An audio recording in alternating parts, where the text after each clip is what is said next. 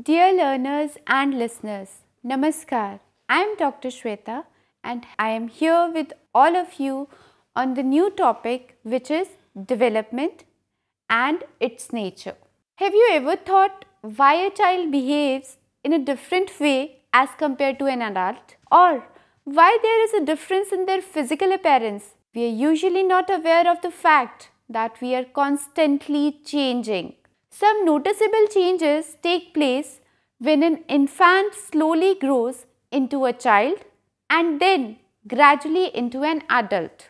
But some of the changes like intensity in the expression of emotions or the ability to think and reason better, formation of personal values or the capacity to do work independently, although not seen clearly, do bring about a change in the maturity level and competence of a person. This process of bringing about a series of orderly changes leading towards maturity is known as development. In today's program, we are going to talk about development and its nature. In today's program, we are going to answer many questions related to development and the different aspects that are related with it. So, first of all, let us know that what are the objectives of today's program. At the end of this program, you will be able to understand the concept and processes of development, identify and explain the principles of development, as well as you would be able to gain an understanding of the main approaches to study development. And at last, you will be able to differentiate between growth and development. Let us begin with the first question, that what we actually mean by development. So, as the name suggests, development is a process by which an individual grows and changes throughout its lifespan. This change may be defined as a progressive series of changes which are orderly and coherent and which leads towards the goal of maturity. That is, how do we mature over the years in our lives? The term progressive signifies that the changes are directional, leading forward and not backward. As we can see in this picture, that how the development is leading in a forward direction, how a person is growing. Orderly and coherent suggest that each change is dependent upon what preceded it and in turn will determine what will come after. That means what was the first stage of development, and that first stage of development is going to let us know that what is going to be the successive changes of development in a human life. Therefore, development can be summed up as consisting of progressive, coherent and orderly changes, changes which have a definite direction and that leads forward. Changes which are not haphazard but where there exists a definite relationship between what exists and what will come after. That is, come after the next stage. So, let us talk about the first objective of today's program, that is how development occurs. When we are talking about this question, that how development occurs, we should know that there are two main processes that leads to development. The first is known as maturation and second is known as learning. Maturation is that a body develops as we grow in our age, whereas learning means that what we acquire over the years of development. For example, when a baby begins to teeth or start walking, it is because of maturation. That is, how do we grow in years. But when a child acquires the skill of performing specific dance or singing a particular song, it is an act of learning. This means that the two main processes of development are the maturation, which is related to the growth in years, and learning, that is related to acquiring skills over the years of development. Now, when we are talking about development, let us know something about the growth curve. What is a growth curve? Have you ever wondered that there are any stages of rapid growth, or When does maximum growth occurs? Does the pattern of growth changes from stage to stage? So these are some questions that come to our mind when we are talking about development. Let us find an answer with the help of this growth curve. In this diagram, age in years is shown on the x-axis and percentage of growth on the y-axis. The slope of the curve indicates the nature and level of growth. It is clear from this diagram that growth is very rapid in the first 3 years, and in the first year it is most rapid. Thereafter, from 5 years to approximately 12 years, the pace of growth slows down. This is called plateau stage, in which the child is probably assimilating. That is, whatever he has acquired, he is trying to assimilate all the skills and making sense of growth experiences in the earlier years. The period following this from 12 to 18 is once again a growth spurt. That means the growth is very rapid. It is a growth spurt stage in which the rapid growth takes place. This is the stage of adolescence and all through continues to take place, but the pace is slow. Growth curve indicates that the growth is continuous process with no breaks or discontinuities and that there is no sudden change. Secondly, it also shows that growth is an ongoing process throughout life. As we have already seen this picture, and it is clear that growth is a continuous process. Continuously the human being is changing and there is no sudden change, because it is very much clear that the changes are very much relevant to the preceding stage. From the growth chart, it is clear that infancy, early childhood and adolescence are the 3 stages of maximum growth. This is evident from the nature of skills acquired during these stages. In infancy and early childhood, there is considerable psychomotor development, language acquisition and improvement in cognitive skills. During adolescence, there are rapid body changes. The sex drive begins to operate, cognitive and social skills improve, and there is gradual increase of all human capacities. We can notice these changes if we observe little children, adolescents and adults in our surroundings. Now, this was all about the growth curve. Let us know something about the principles of development. That is, what are the certain patterns that are followed in the development patterns. The first principle is development follows a pattern. That is, in human beings, development takes place in an organized, orderly and patterned fashion. Every species has a specific pattern which all its members follow. That is, the sequence of development is the same among all the species, as you can see in the present picture, for humans as well as the other species. For example, all babies learn to turn over, crawl, stand and then walk. They may skip a particular stage, but the order or pattern will remain the same. The second principle is development proceeds from general to specific, that is global to analytical.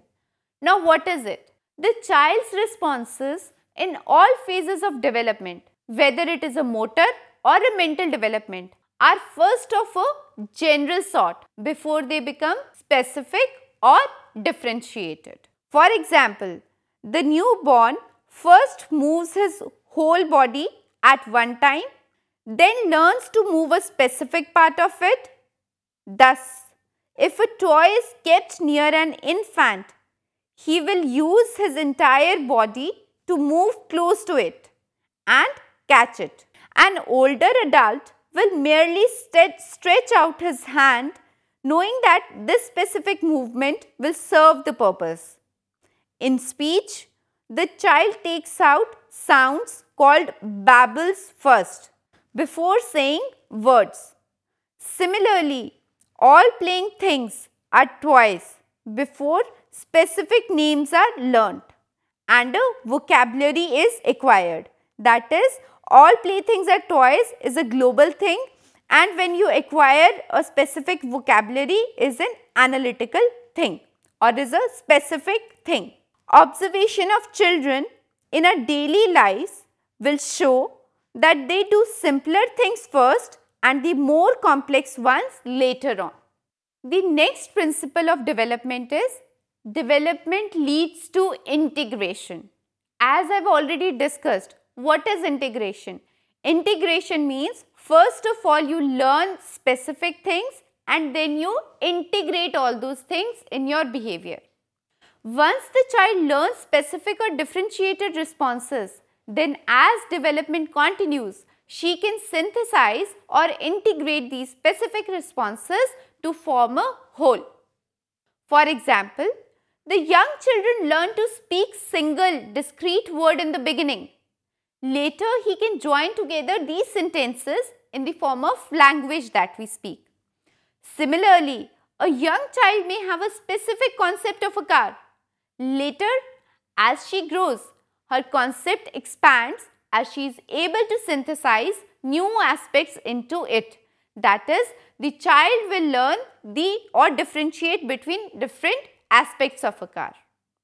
The next principle of development is that development is continuous. What do we mean by a continuous development? Growth starts from the time of conception of the baby and continues till maturity. Physical and mental traits continue to develop until they reach their maximum level of growth. Growth occurs at a continuous rate and does not take place in jerks and stops. This is a picture that shows the picture of a child when the child is in the mother's womb. In this picture also you can see that how the child is developing inside the womb. Another principle of development is that individual differs with respect to the rate of development. That is, there are individual differences among the development stages. That is, the pace at which development takes place may vary from person to person. For example, a 3-year-old child may be able to recognize the English alphabets, whereas the another 5-year-old may not be able to do so. It is simply that the rate of acquisition of a skill may vary from child to child. That does not mean that the 5-year-old child is not capable enough, but this shows that there is a difference of development between the two children of different age groups. That is, the development differs from person to person. The next principle of development says that development occurs at different rates for different parts of the body. This means that neither the growth of the different parts of the body nor the mental growth takes place at the same rate. The different aspects of physical or mental growth take place at different rates and reach maturity at different times. The very important principle of development says that development proceeds from egocentrism to all-centricism. As the name suggests, egocentrism means thinking about oneself only and allocentrism means to include others' point of view also. This means that initially a child is very self-centered and does not think of others. For example, you might have seen a 2-year-old child who throws tantrums and cries for a bar of chocolate at midnight. He is unable to understand that his demand cannot be fulfilled as the market is closed at this time. This is how the little children shows their tantrums or throws their tantrums. But as he grows older, however, this egocentrism gives way to allocentrism or being others oriented or considerate to others. That is, you might have seen a 10-year-old child having the same desire as the 2-year-old child, but will thus not make this impossible demand, since he or she will wish not to trouble the parents, because now the child has acquired the understanding that this time it is not possible for the parents at midnight to bring a chocolate for him or her. Another principle of development talks that development proceeds from heteronomy to autonomy. What is heteronomy to autonomy? Heteronomy means dependence on others, while autonomy means you are self-reliant. For example, children are dependent on others for their care, welfare. But if you see the adolescents, they are capable of taking care of themselves. This shows the movement from heteronomy to autonomy. As we can see in this picture, that the little child is very much dependent for anything on his or her mother, whereas as the child grows up and becomes an adolescent, he or she becomes independent enough to fulfill his or her needs. The next principle of development says that development is predictable. Now, what is a predictable development? As we have already discussed that the rate of development is fairly constant for each child. This shows that it is possible to predict the future level of development of child and to what degree he will exhibit, particularly so for height, weight, cognitive ability, etc. That means from today's development pattern of the child, we can predict that what is going to be the development pattern of the child for his or her whole life. Now, this was all about the principles of development. But we must know that how this knowledge of the principle of development important to us. So, the knowledge about the principles of development helps us to know what to expect and when to expect it. This provides an accurate picture of the child's capability at a particular age. It also gives information on when to stimulate and when not to stimulate the growth in the child. That is, provide opportunity or wait for the maturation.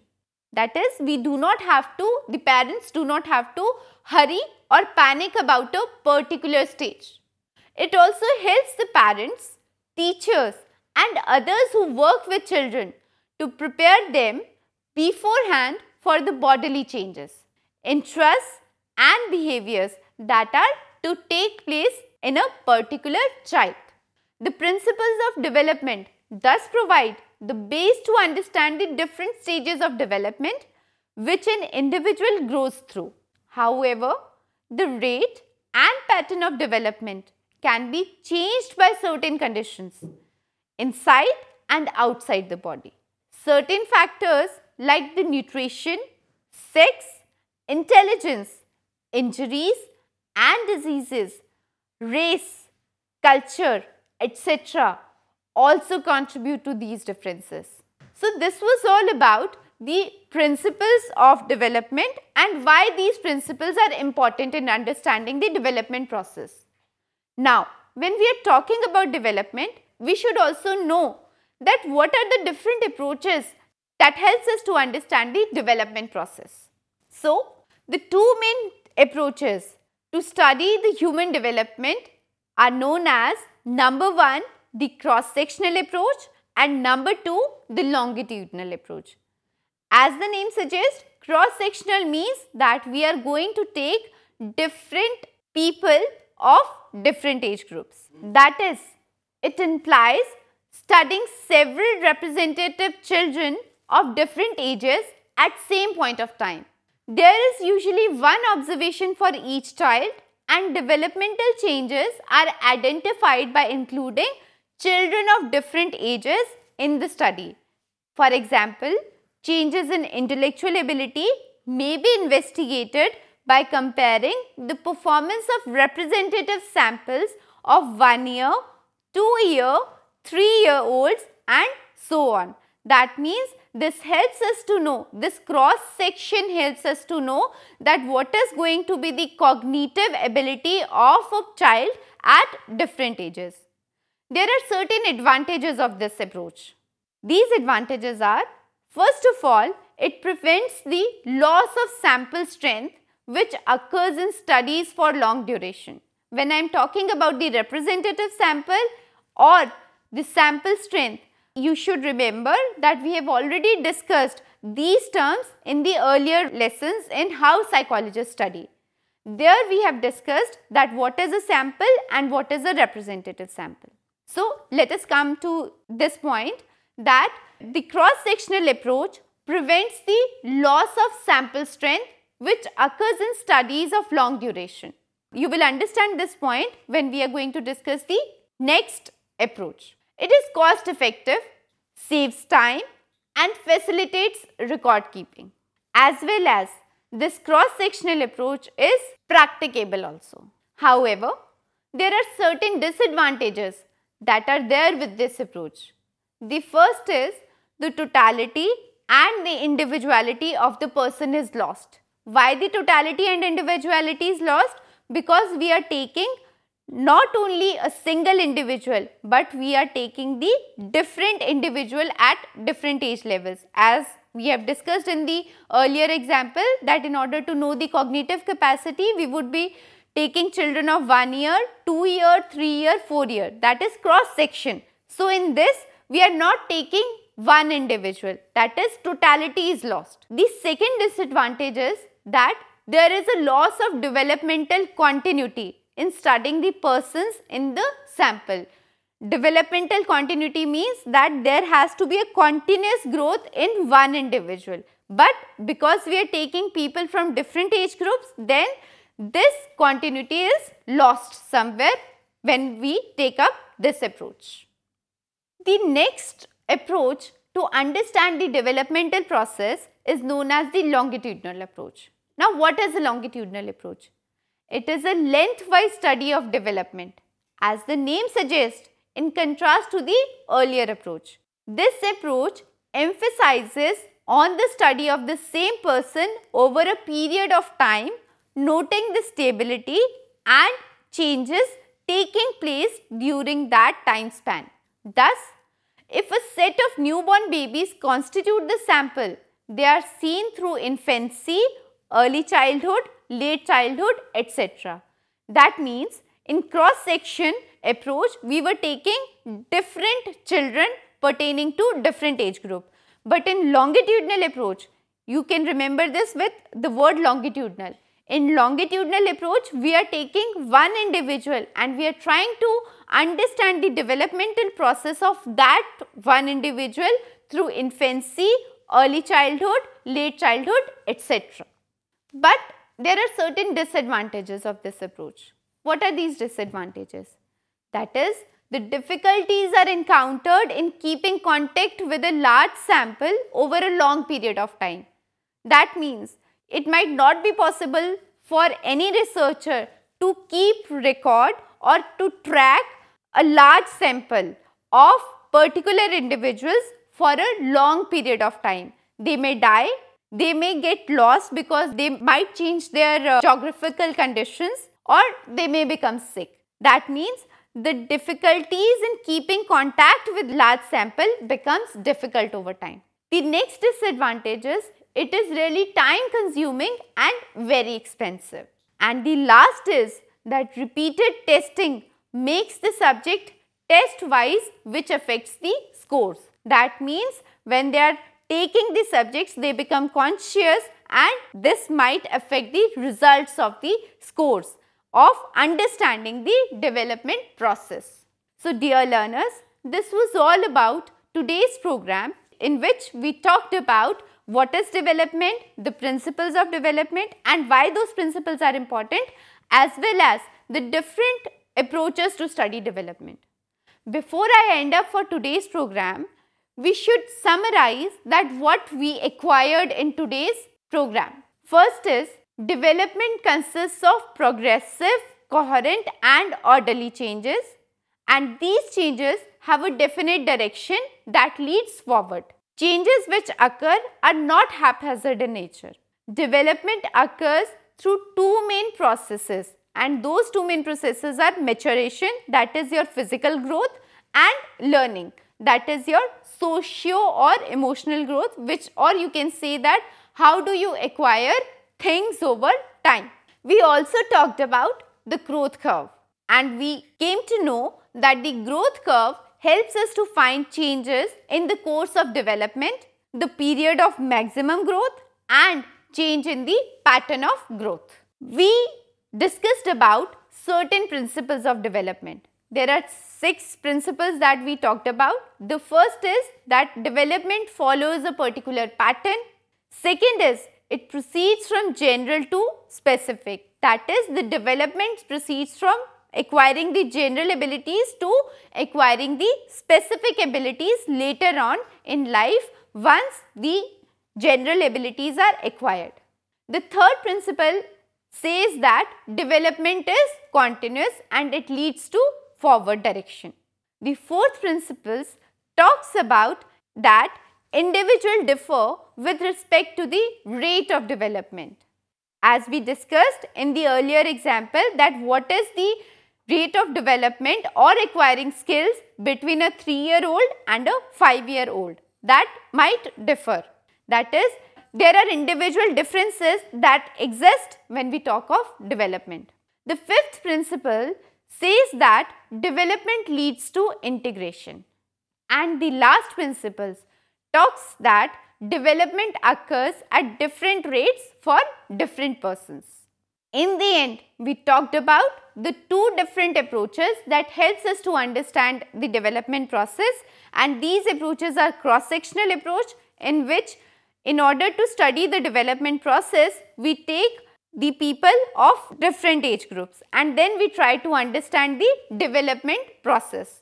In the longitudinal approach, we discussed that longitudinal approach is another approach of studying the development process, and in the longitudinal approach, what we do, instead of taking people from different age groups, we take one individual and try to study the development process of that individual right from infancy till the later years in his or her life.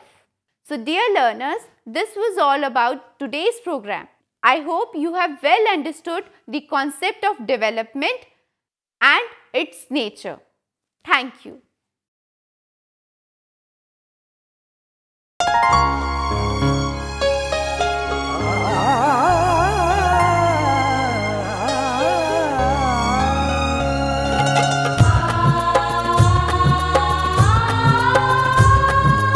जीवन ये प्रकाशित करने, राहों को आलोकित करने, हम अपना दीपक स्वयं बने, हम अपना रास्ता स्वयं चुने।